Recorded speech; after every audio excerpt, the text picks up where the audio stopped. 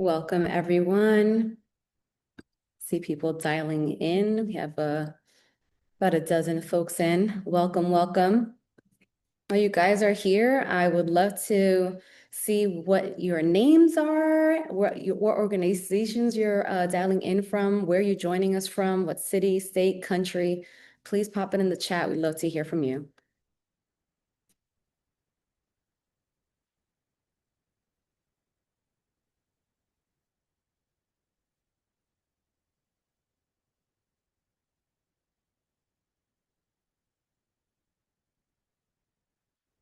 Aruba, one of my favorite vacations.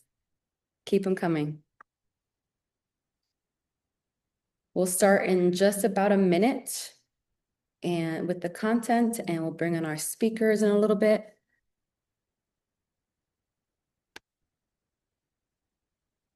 ATL, welcome.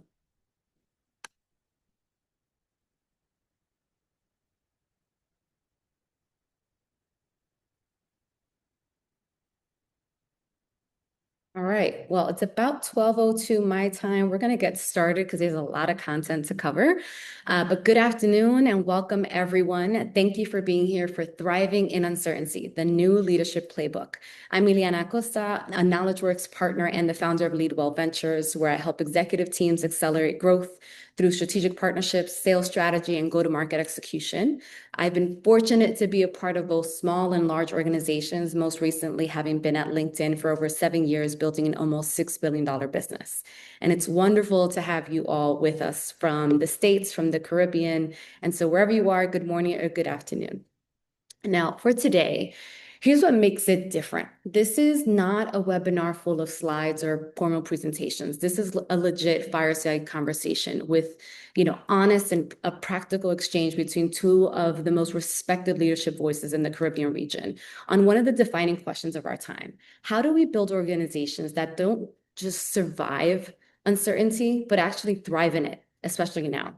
And the session is brought to you by KnowledgeWorks Consulting. At KnowledgeWorks, our work is simple to describe, but powerful in practice. We help organizations across the Caribbean build stronger leaders and higher performing cultures by connecting them to world-class learning and the very best regional expertise. And we do that in partnership with Harvard Business Impact, bringing Harvard's leadership research and development directly to the Caribbean organizations through learning solutions like Harvard Managed Mentor and HBR Spark, which are two platforms companies are now using to upskill their people, their managers, and their emerging leaders.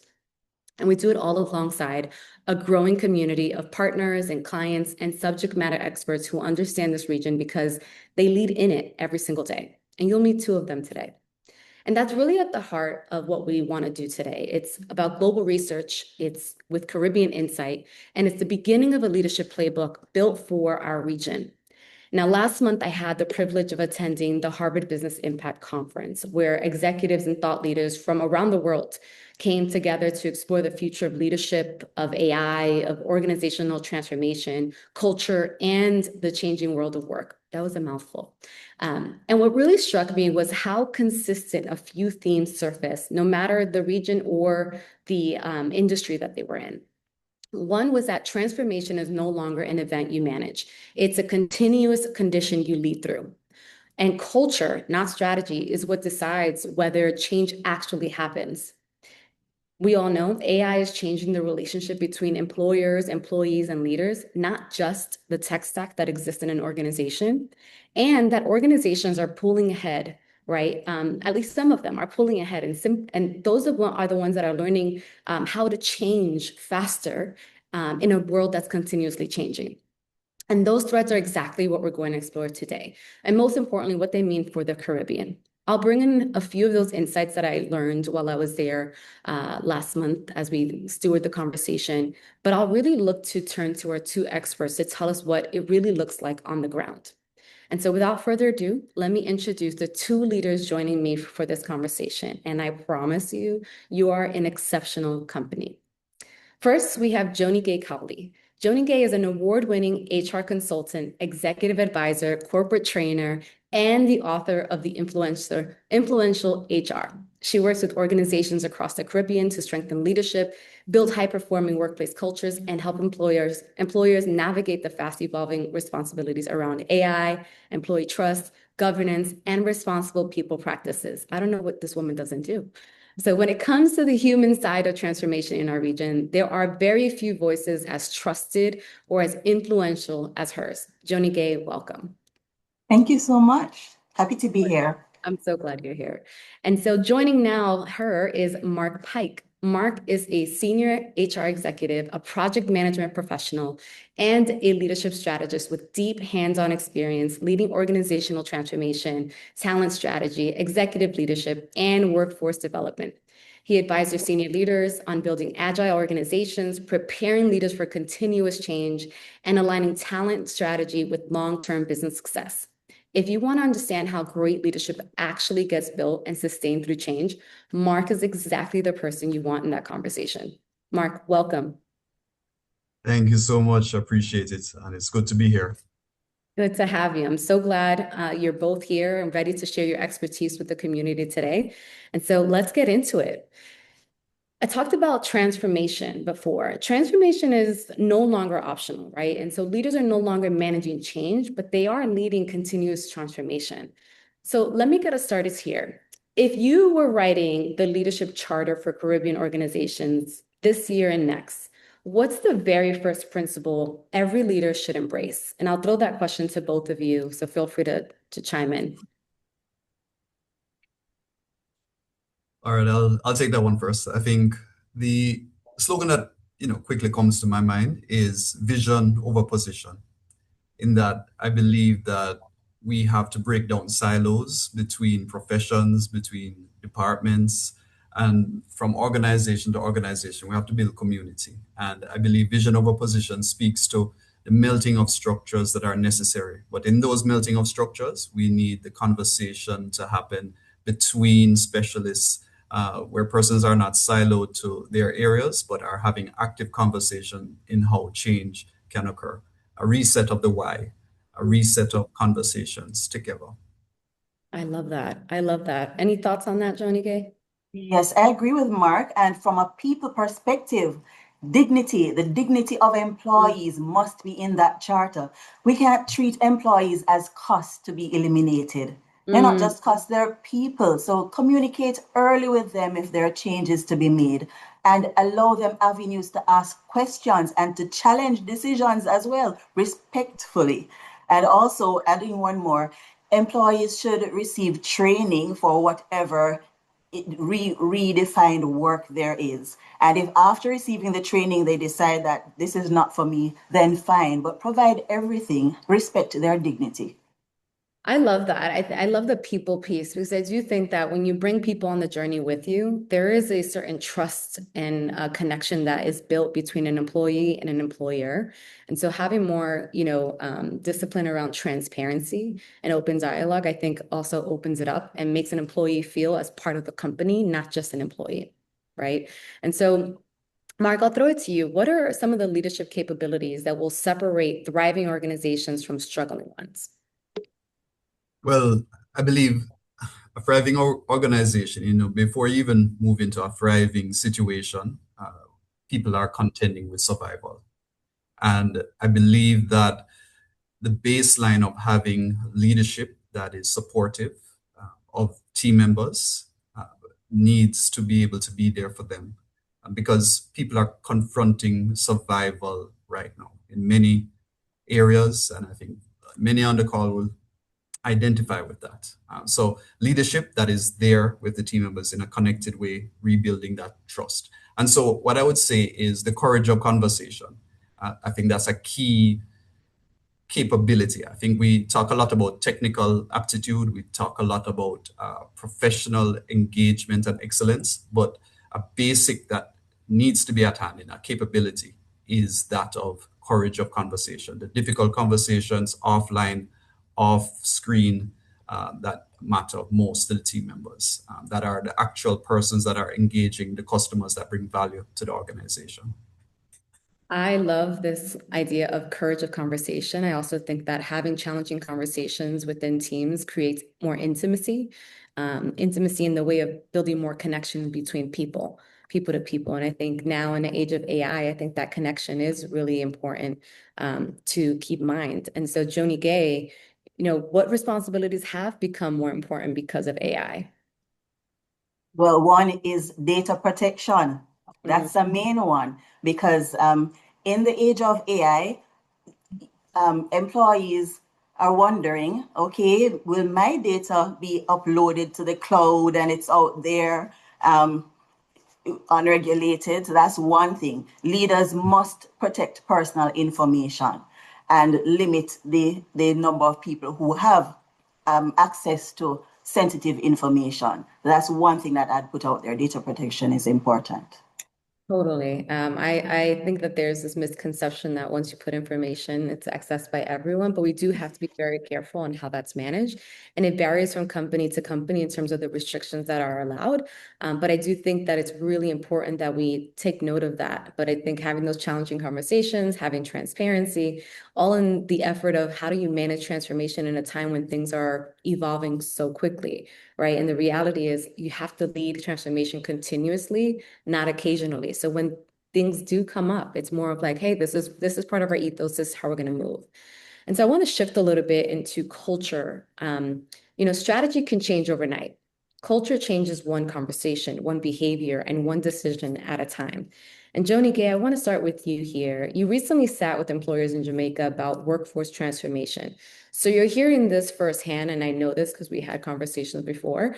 But what concerns are resonating most, and what culture barriers are organizations encountering right now? Okay, one concern is that AI is supposed to make you more productive and speed up what you're doing, make it more efficient.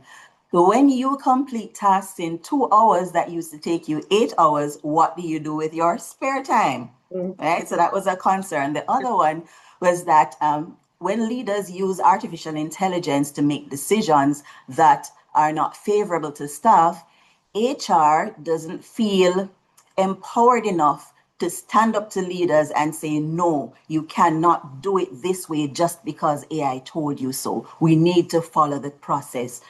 HR doesn't feel they have the voice and they have the authority to stand up to managers like that. And the other thing I mentioned earlier was the privacy concern. So there are three things that came out when I spoke to the employers. Can we go back to the HR not feeling like they could talk to managers? Why do you feel that is? Do they feel like they're a separate entity? Right. And I mean, Mark, you're smiling, so I feel like you have thoughts around this, right? Because, HR is also a business partner within the business. And so I'm curious if they feel like they are a separate team from the organization, and that's why they don't have the power to influence. Well, I believe things are at a crossroads in a way because I think it's a meeting, right? I think there's a lot that HR professionals have to do to evolve. They have to be more literate with commercial terms, the business, and also come out of the shell of what has been, administrative based procedures and processes and policies. So HR has to evolve, but also the leadership has to evolve as well in engaging and mandating and holding them accountable to higher level of standards and influence and impact, being their a seat at the table with the financial controller. The HR leader and the financial controller have to move in tandem with the CEO, I believe, always as two sides of both governance and engagement, 100%. But I think it's not, and I think it's a chicken and egg situation is who's going to make the move first, right? Mm. In that, is it, okay, the HR professional's responsibility to come out, or is it the leadership's responsibility to engage? I think both sides have to come together at a crossroads Yeah. overall. But it's going to take the courage and initiation of one party or the other. But as Joni-Gaye pointed to, I think the power dynamics are different for each entity. Each entity has a different context. So I think each one has to reflect on that. I agree. I mean, I do also think that trust plays an important role here, right? So, Joni-Gaye, like, how can leaders create trust while asking employees to embrace the change? And, whether that's an HR leader or a leader in an organization at large. Okay, one thing leaders can do is to communicate early. If changes are to be made, communicate early. If we're using AI, communicate early. Also, don't promise what you cannot fulfill. If yes, don't promise that none of your jobs will be affected at all. We will save all of your jobs. You don't know that initially. So don't overpromise at all. And Mm. also involve employees in redesigning the workflows.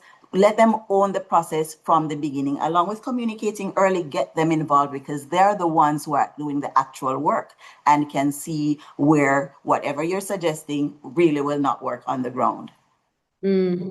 I love that. I love that. Bringing them in early, which you talked about before.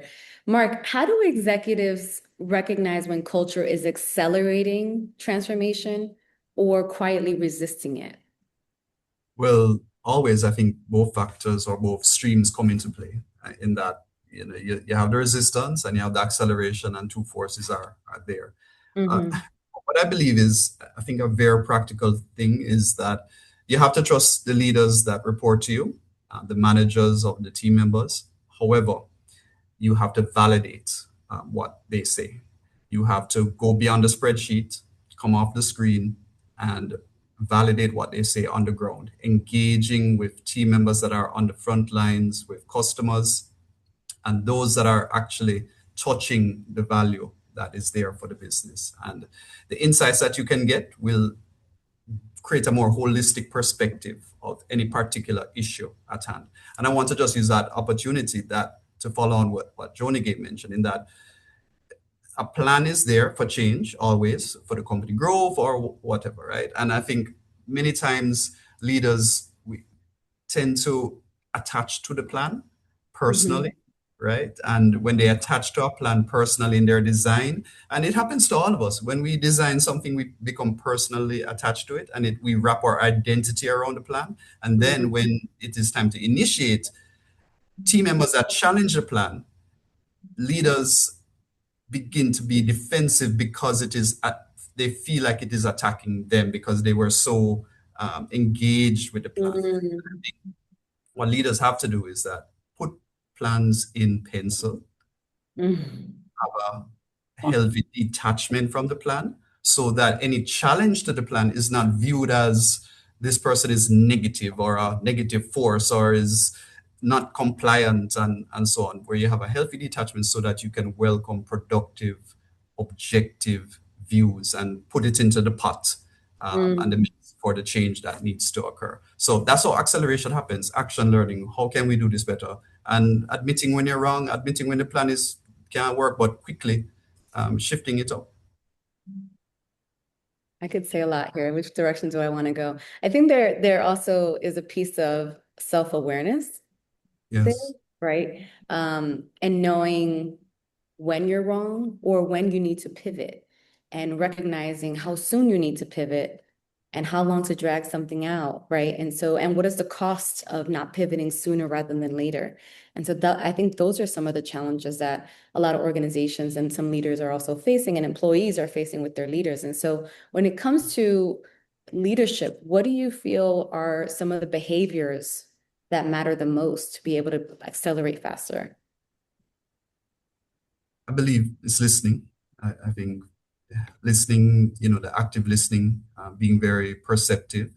Again, I say, even though, we have AI, and I think Joni-Gaye spoke to it earlier in terms of leaders using AI to help develop a plan, etc. And I think that's all good. It's good at developing frameworks and such, but it is also good at facilitating stakeholder engagement. So therefore, there has to be a healthy mix of a leader having a behavior to get out there on the ground, listen to team members, capture the sentiment, using AI as a help, capturing the sentiment, putting it into analysis so that the qualitative sentiment can round up into something that can be beneficial. So I think an active, intentional approach to stakeholder engagement and listening in offline conversations and bringing offline conversations into data analytics, so you can see sentiment that will influence the plans and changes that are desired. I love that. I think that's also, something to be said for like having the right attitude, the right approach, because people will model that behavior, right? Your employees will then model what you're doing within the organization to help accelerate. Joni-Gaye, any thoughts on that? Yes, I'd like to add another one, accountability.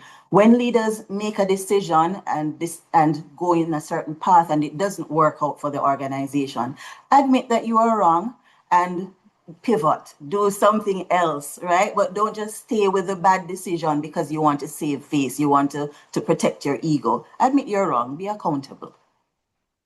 I'm going to ask a question on that piece, because both you and Mark just kind of hit on that point. What do you feel the cost will be by not accepting what needs to change and needing to pivot? Because I think a lot of leaders can learn from what you're saying in terms of let's fail fast. Let's not drag this on because we don't want to take accountability or we have egos in the mix, but we really are looking at what is for the greater good of the organization, our employees. What is the cost of waiting too long to pivot in this climate?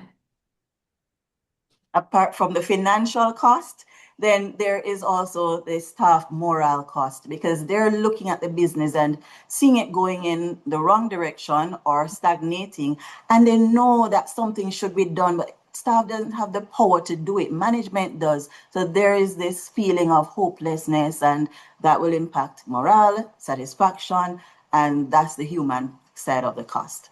Mm. Yeah. No, I agree. The human side of the cost is often not calculated enough. Yes, It's often true. not calculated enough, and I think the best way that it can begin to be calculated is through a consistent cadence of engagement with team members, because you're able to capture sentiment very quickly. We talk a lot about the voice of the customer, metrics, and net promoter scores and so on for customers, etc.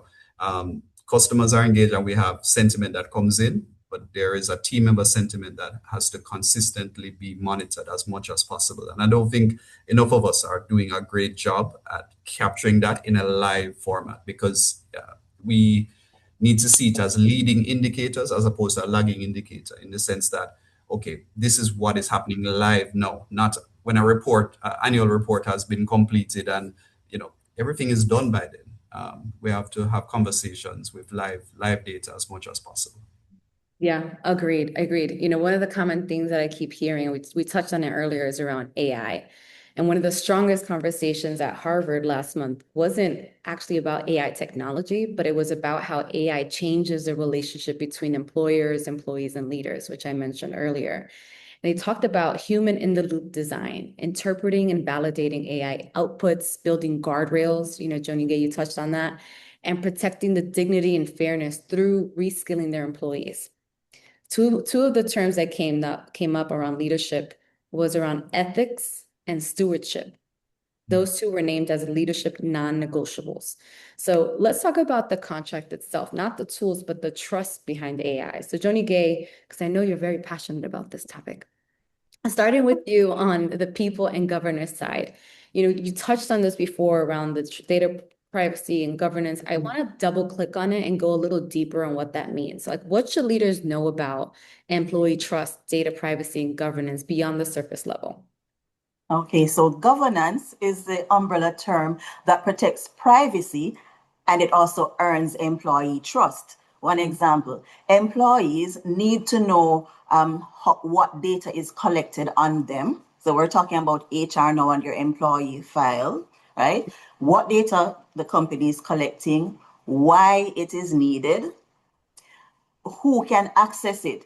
If I am a manager or in the C-suite, can the admin assistant in HR or the HR coordinator see all of my information, my health records and my salary and so on? Right? Mm-hmm. So that's one thing. Who can access it? How long will it be kept? That's another one. And what will happen at the end? Will it be shredded? Will the paper be just crumpled and thrown into the bin so anyone can go in the bin and see my information? That type of thing. So the whole life cycle of employee records it should be respected and protected. Amazing. Any thoughts on that, Mark? I want to give you an opportunity before I have another question for Joni. Yeah, well, I think aligned with everything that Joni-Gaye said, I think I'll just add a point that the interesting thing that's occurring is that there's so much regulations occurring now and oversight, and organizations are not yet, I think, fully ready to take on all of the responsibilities that are there for some of the regulations in terms of they're moving fast, but there is regulations that have to be attended to overall. Mm, But people will be moving fast regardless. So the regulations have to be actioned as quickly as possible hmm. so that team members can align as best. Because people will do what they want to do. Right, They right. find a way, but the regulations have to resonate with the pulse of what they're actually practicing now with AI and otherwise. I mean, it's a fast moving train, right? And so when things go really fast and folks are kind of like, I don't know what to do here or there, mistakes are made. And so, Joni-Gaye, I know you work with several organizations and helping them upskill their Yes. employees. What mistakes are organizations making today? One that I see is that they treat whatever comes from AI, the output, as fact, without checking, without editing. It's just copy and paste and send. But no, you have to add your voice, your own voice to the document. Because when I get it and I read it, I know that's not you. I know it's AI. So don't treat it as fact and just send it out like that. Verify. Another mistake is that organizations have processes that really are not efficient, but they just add AI to it and let AI speed up something that's inefficient. Right? Yeah. That will work. Those two mistakes are what I'm seeing. Yeah, I think folks rely heavily on AI and not enough on their own human skill and potential. I'm Yes. always a fan of like the human plus. I heard this concept last year where you need the human aspect. The AI is just assisting you and maybe helping you uncover ideas or areas that you didn't explore before, for you to then take that and then explore it on your own and help to, go double click on that on your own before relying on it as a first step. Back in the day, I'm not going to age myself, but we had encyclopedias, And so if I was missing letter J, I wasn't going to know about jellyfish that day, right? And now it's like, within seconds, you know everything you need to know. So I think there's the missing art of being curious on your own, without relying on AI, because the reality is, you spent years amassing skills and knowledge, only to rely on AI. So I think there is a big shift and some mistakes that are being made, both from a leadership perspective and employee. It's relying on it too heavily. And so Mark, what are some of the things that CEOs should prioritize now as it relates to AI and the shift that we're seeing? Well, Joni-Gaye answered it earlier in terms of setting up the guardrails overall, the governance structure in terms of AI policy, in terms of their technology and infrastructure, ensuring the right cybersecurity data protection infrastructures in place with IT. I think that's important because, as I said, people will just do what they want to do, right? But you don't want them to do whatever they want to do on company systems. And there are so many measures that can be put in place that even if you are exploring and doing other things, the guardrails will be there. But I think generally speaking, we need to communicate those guardrails in very simple terms because a lot of people, they don't tend to read long governance documents at times, etc. So Oh, yes. really putting very simple plain language rules of how to engage with AI and the priority guardrails, such as anonymizing information that needs to be anonymized. Like you can enter everything in here, but don't enter this.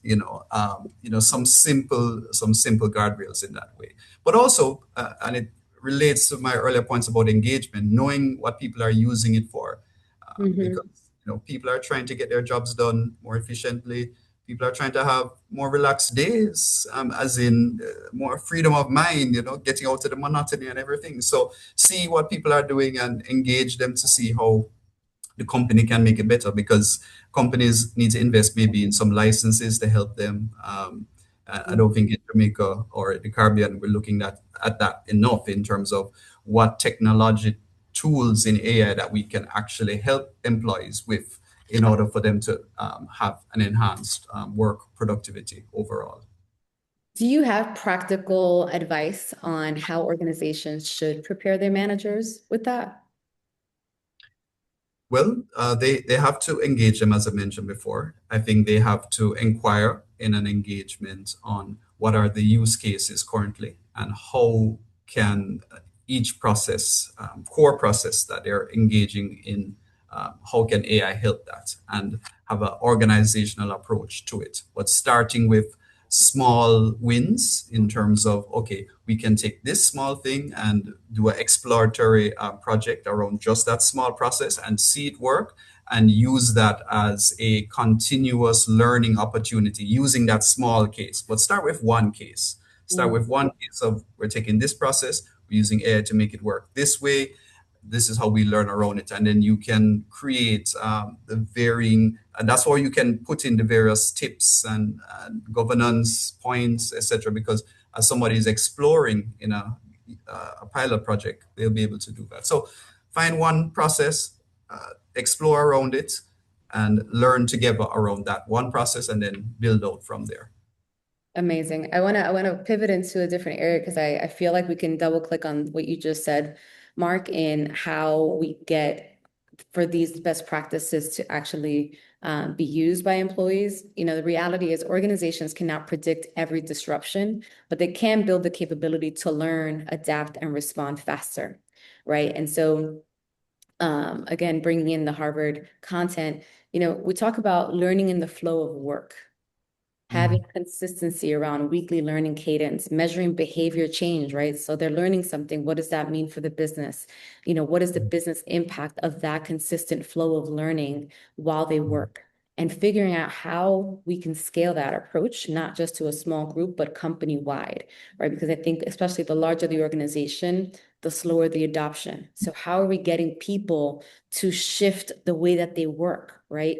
How should we get them to learn faster than you're used to, because our world is changing so rapidly around it. And so I really want to talk about talk more about this around how we can actually build an environment that thrives on this. And so we talked about HR before, and you know how potentially, you know, they're kind of different entities. And so how do we then get that function to evolve, to be fully ingrained into the business? And so how should HR evolve? I'm going to start with Joni-Gaye. Okay, HR should invest in themselves, right? Learning, continuous learning. So when you are going to do something different out of your comfort zone, what helps is if you know what you're doing. And when you know exactly what you're doing, then you'll be confident. So investing in training, HR investing in their own training, certification, HR certification training, using the Harvard Management or trainings that are available. And then you feel confident enough to say, are you going to be having a meeting in which you're discussing people, what affects people? I am the human resource manager. I am the person, the people manager. I should be invited to that meeting because I need to be there. You're discussing what affects people. But you won't have that confidence if you don't know the language of the business, you haven't invested in yourself, you don't know anything. So HR should, yes, definitely be invited to the table or invite yourself to the table. But when you're at the table, what do you say? How do you operate at the table? So that's one thing I'd leave with you. Invest in yourself, HR. Be confident, speak confidently, and invite yourself in to wherever people are being discussed or what affects people is being discussed.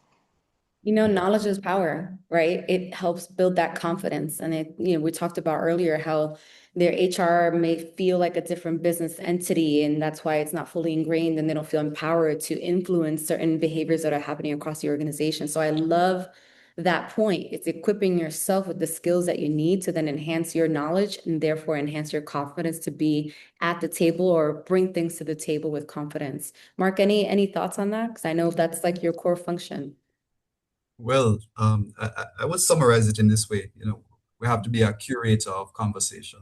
Um, Mm, as things proceed in any business or any operations, conversations are happening, and you have to know what conversations are happening, both the official ones and the unofficial ones, and bringing them all together and being able to bring parties together quickly as possible for conversations that matter. It doesn't have to be an official meeting, it can be 5 minutes, 2 minutes, but ensure that you are a curator of the right conversations at the right time. And I think oftentimes that's what gets missing in that conversations are delayed and then things just are proceeding and certain things are not happening. Parties are not speaking together overall. So being at the center, curator of conversations, so that people can understand things and ventilate things because people want to talk. Caribbean people enjoy talking. Everybody around the world enjoys talking, engaging, and they want to see eye to eye.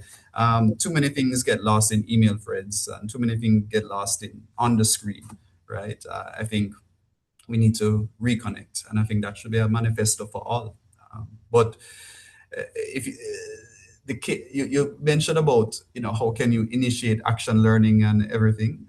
I think you have to be deliberate though in that the organization has to be deliberate with, for example, leaders having shift lineups in the morning briefings, 15 minutes, engaging with the team, even if it doesn't have much topics, just engaging with the team that you lead in a particular unit so that you can have that action learning. What went well today or yesterday, and what is going to go well for tomorrow? mm. Just that consistent action learning of reflection. How can we be better today? Make today better than it was yesterday. And just that simple question each day, every day, flows accordingly. I And love it. follow curiosity.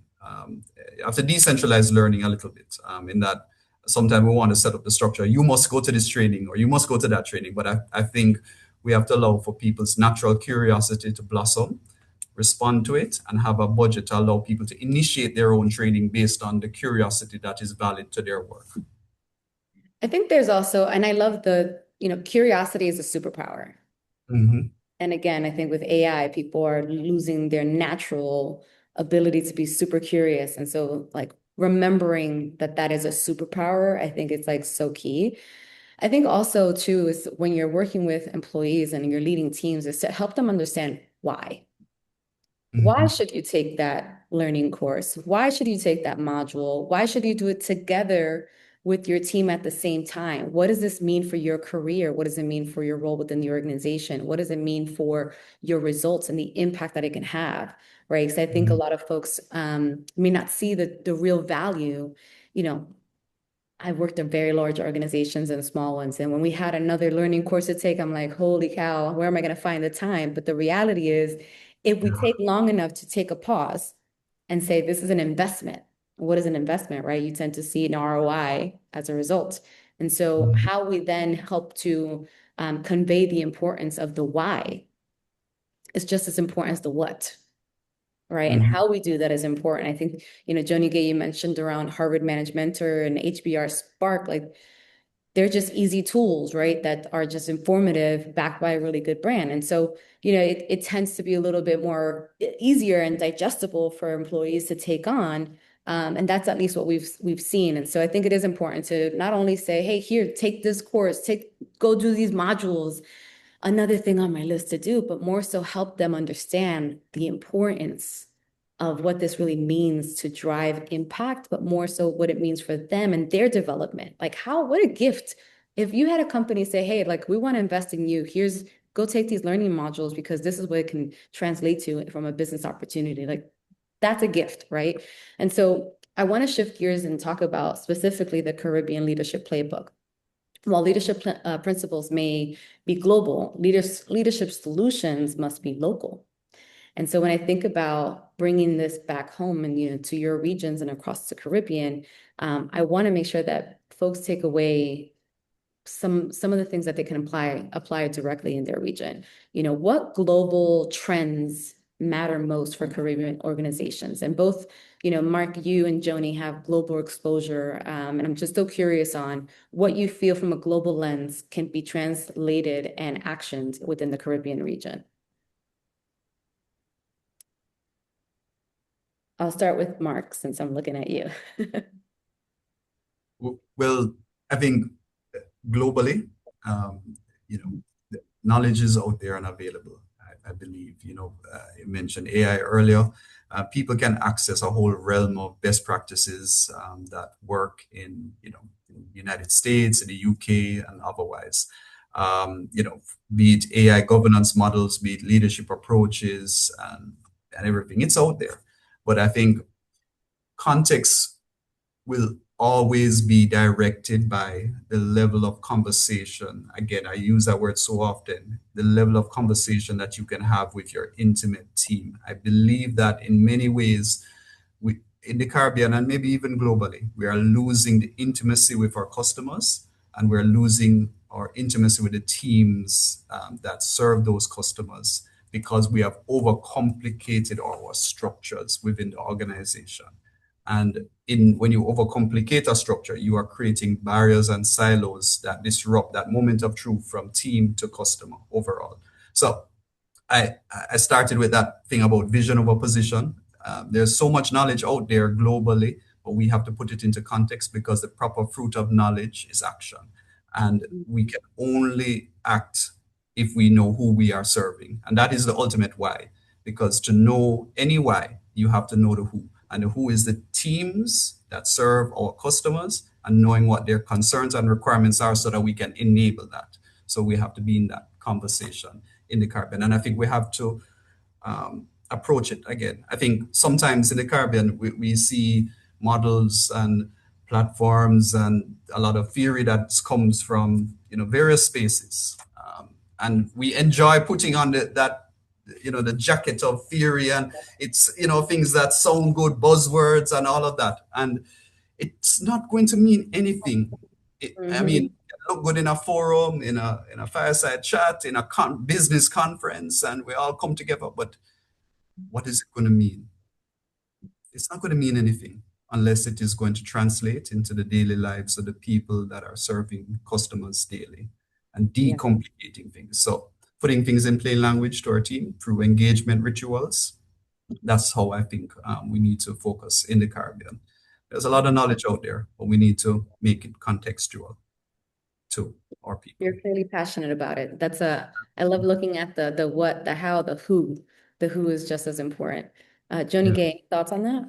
One trend I'm seeing with my clients all over the world is that they're open to hiring remote workers. So someone in the US is open to hiring someone in Jamaica, Mm, but that person in Jamaica must have AI literacy. They must know how to use the AI tools. So that's what I'm seeing. Um, it's becoming more popular, and I like what I'm seeing because it gives other people from all over the opportunity to work with companies that are in different parts of the world and not only have one job but have different jobs, because one person can have three jobs working with three companies from different countries. mhm. That's what I'm seeing, the openness of employers all over to hire remote workers, but they must know how to use AI. Yeah, AI is for not going anywhere, right? Like the landscape has changed, but I do love the openness of organizations to create more opportunities for people outside of their region, right? It just opens up the opportunities for so many. And It so does. last question before I throw it over to the audience for any questions that I saw a couple of them come up in the chat. If every organization listening committed to one leadership action over the next 90 days, what should it be? For me, it would be lead with clarity. I started with that and I'll end with that. Be open, transparent, explain the why, as you said.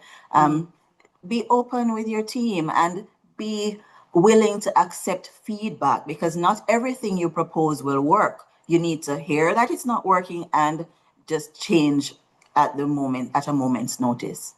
Mhm. I love that. Lead with clarity. Mark? sure. Very simply, shut the laptop down, schedule one conversation a week with a level beyond your direct managers that report to you, and get into that rhythm, take note Mm, of the sentiment, and put it into action based on the insights you have gained. get offline. That is a priority right now. I believe we have to reestablish trust, connection, human connection, Yes. and utilize the content of that connection into our frameworks to be able to move things forward. Um, it's the only way, because I think we have major trust deficits. And as we know, trust deficits create adversarial relationships, create tensions between company and worker. And that just creates a complexity that will just disrupt our journey toward productivity and growth and all of the great things. And you mentioned Harvard earlier.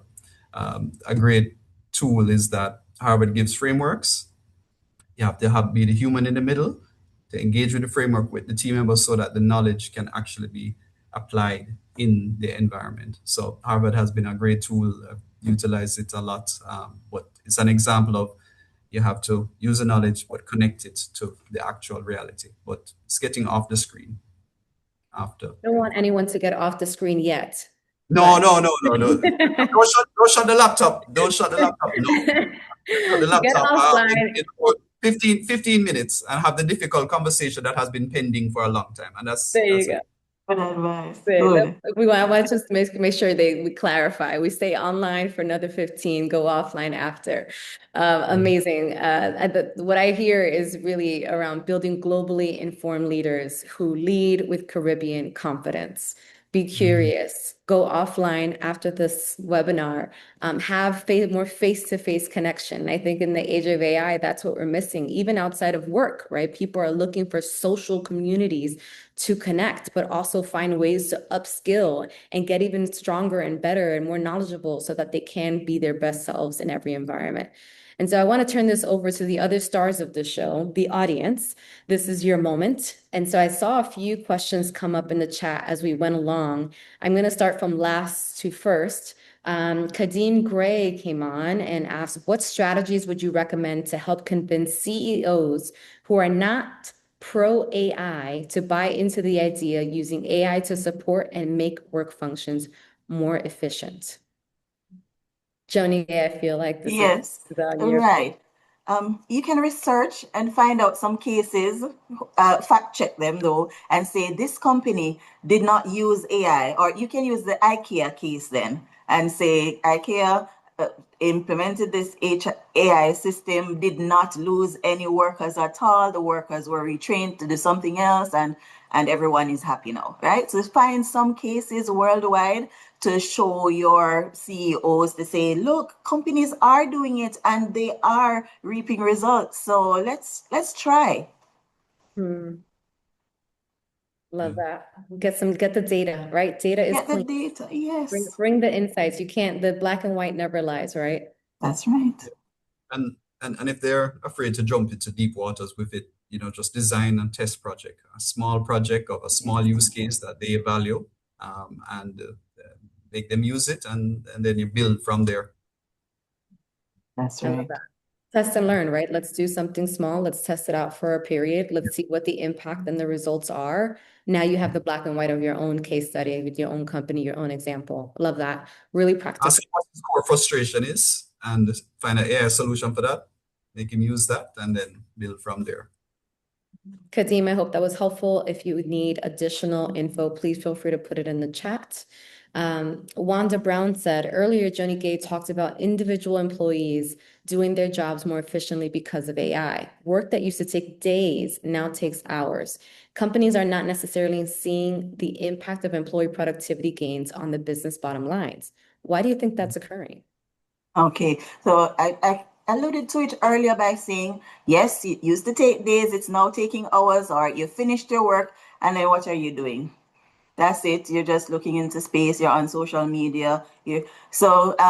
I'm thinking, number one, probably the companies are not quantifying it to say, okay, this is taking hours now. Because it's taking hours, that means we're saving X amount of dollars.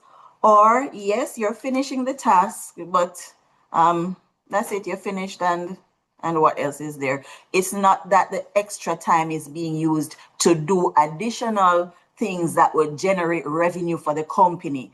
It's just, yes, shorter time, that's it, full stop.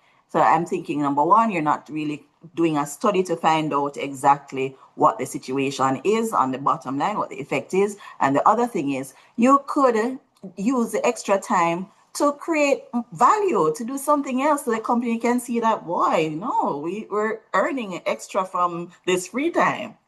Mhm. Mhm. Mark, any thoughts on that?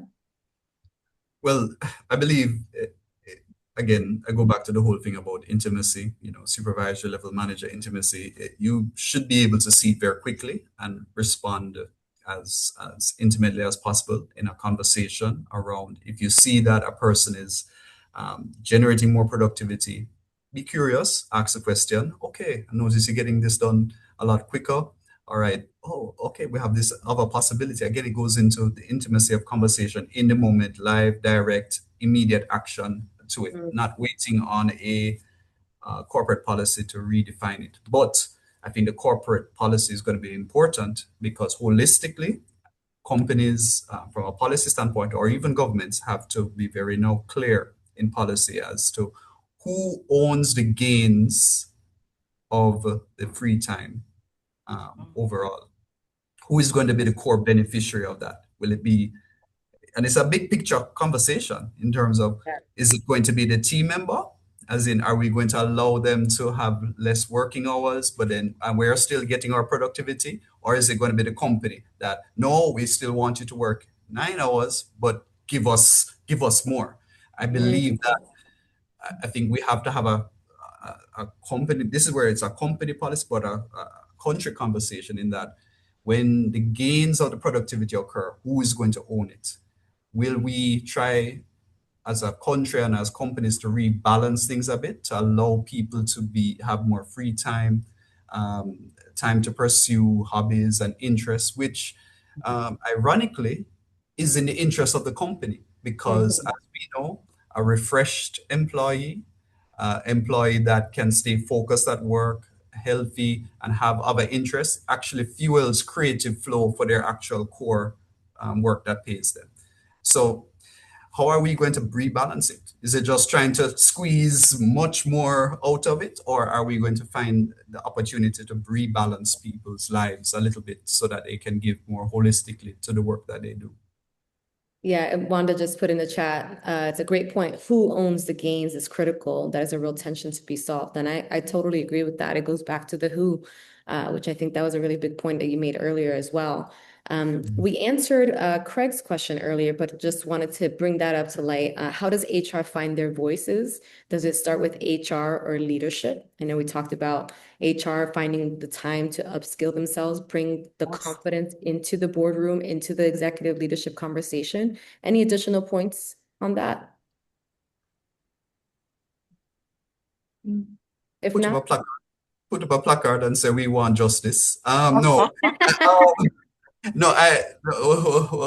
What I believe, I think a lot of tensions that exist in the conversations and misunderstandings is just that, misunderstandings. I often, and I'm sure Joni-Gaye does, sit in the middle where you have the company executive side and you have the mass team member side of things, right? And many times, one side is not right or one side is not wrong. I think many times it's just it's a lot of misunderstandings that can be bridged with consistent conversations. So it goes back to what I mentioned earlier, being a curator of conversation, helping to realign misunderstandings and um, ask for each side to have empathy for the other, right?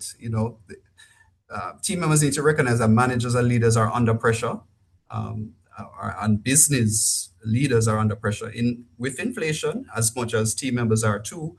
And that conversation has to come together. But it requires bravery. It yeah, requires the courageousness, and as Joni-Gaye mentioned earlier, it requires a kind of a humility, not a humility to be like downtrodden, but a humility to say, guess what?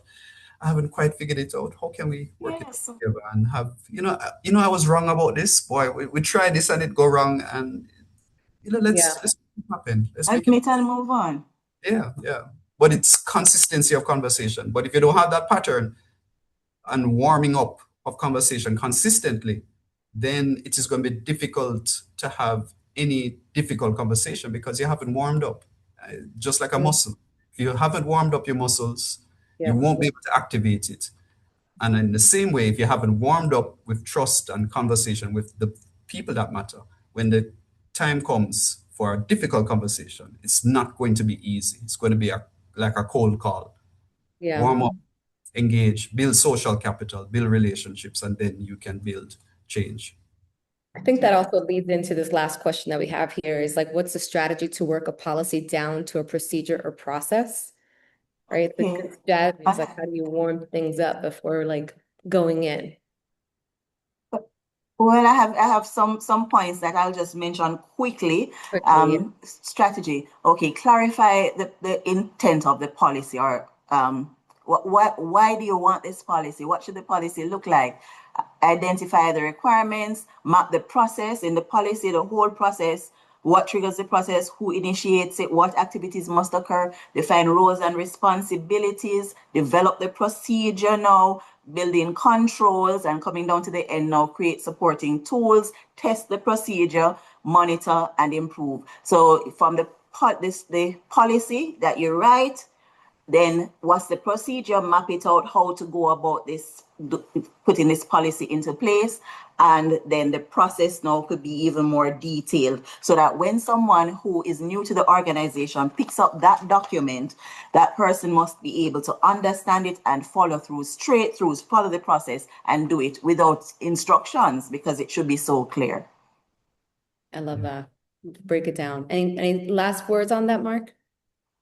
I think it's important for people to be entrenched in the principle behind the policy because process Right. steps will change, and sometimes the policy documentation or SOPs won't catch up. But I think if everyone has a clear, repeated understanding of the principle of the policy, then they'll be able to recontextualize as much as possible. But it takes work. It takes work. But I believe clear principles are always important to start out with overall, and supports the documentation. Amazing. Thank you both, Mark and Joni-Gaye. With just a couple minutes left, I want to close us out. Thank you both for your wisdom, your candor, your generosity in sharing with our regional community today. I think all the points that you hit on were so important as it relates to transformation, as it relates to culture and AI within the Caribbean as well. You know, if there's a thread that ran through everything we heard, it's that uncertainty is inevitable, but it isn't the story. The organizations that invest in their leadership, their culture, their capacity to learn, and their responsible use of AI, those are the ones that will win. Those are the ones that will thrive. And that playbook doesn't have to be imported. It can be written right in the Caribbean, right? With Caribbean insight for Caribbean organizations. And so at KnowledgeWorks, you know, this is our commitment to you. We bring world-class research and practical leadership development through Harvard Business Impact. And as we mentioned before, with Harvard Managed Mentor and HBR Spark, you know, this is what we bring to leaders in the region to keep creating spaces to learn together. And organizations use these tools to build leadership pipeline and bench strength by helping managers apply new skills faster, deliver a consistent approach to leadership development, which we talked about before, and how do we build that consistency and that consistent messaging. We help drive adoption of leadership programs by leveraging Harvard Business Publishing's brand, content quality, and expertise. And if you want to learn more about that, feel free to reach out directly to me or click on the links in the chat that will come through. I'll be sure to put my email address as well in there. But this was an incredible conversation. Thank you both. Thank you to the audience. But it doesn't end here. We'd love to see you if you are in Jamaica. We have an executive leadership event in September. More information will be coming to your inboxes soon. And we also will be hosting different forums and learning experiences that we'll be hosting across the Caribbean in the months ahead. So to every leader who joined us today, thank you. Keep leading with courage, keep learning faster than the change around you, and lead with Caribbean confidence. We look forward to continuing the journey with you. And thank you again. Until next time, we'll see you soon. Thank you both. Bye, everyone.